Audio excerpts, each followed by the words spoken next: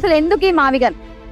YSR Congress party అధినేత, ఆంధ్ర రాష్ట్ర మాజీ ముఖ్యమంత్రి వర్యులు శ్రీ వైఎస్ జగన్మోహన్ రెడ్డి గారు రాష్ట్ర ప్రజల ముందుకు మావిగన్ మచిలీపట్నం, విజయవాడ, గుంటూరు అనే ప్రాంతాలని, ఆ చుట్టూ ఉన్న 110 కిలోమీటర్ల కారిడార్ ని అభివృద్ధి చేసుకున్నట్లయితే గనక అతి తక్కువ బడ్జెట్ లో అప్పుల పాలైపోకుండా మనం ఒక రాజధానిని డెవలప్ చేసుకోవచ్చు అనే ఒక ఆలోచనని రాష్ట్ర ప్రజల ముందుకు తీసుకురావడం జరిగింది.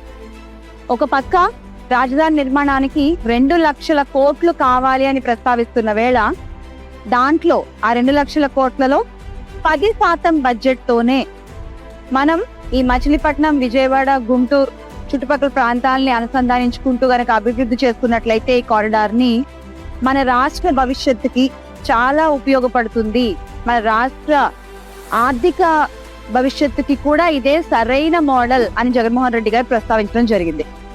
ఎప్పుడైతే జగన్మోహన్ రెడ్డి గారు మావిగన్ అనే ఒక కాన్సెప్ట్ ని ప్రజల ముందుకు తీసుకుని వచ్చారో, అప్పటి నుంచి దాన్ని రకరకాలుగా ట్రోల్స్ చేశారు, దాన్ని వెక్కిరించారు, అది తప్పు అని మాట్లాడారు. కానీ అలాంటి వాళ్ళందరూ కూడా 2వ రోజునే ముక్కు మీద వేలేసుకుని ఎస్, జగన్మోహన్ రెడ్డి గారు చెప్పిన మావిగనే రాష్ట్ర అభివృద్ధికి సరైన పద్ధతి అని ఈ రోజున అందరూ ఎక్కుంటున్నారు.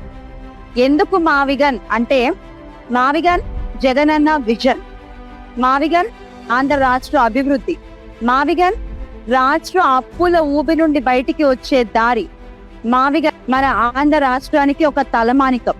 మరి ఇలాంటి మావిగన్ జగనన్న నోటి నుంచి వచ్చిన మాట అయితే ఆంధ్ర రాష్ట్రం మొత్తం నడవాల్సిన బాట కూడా అదే.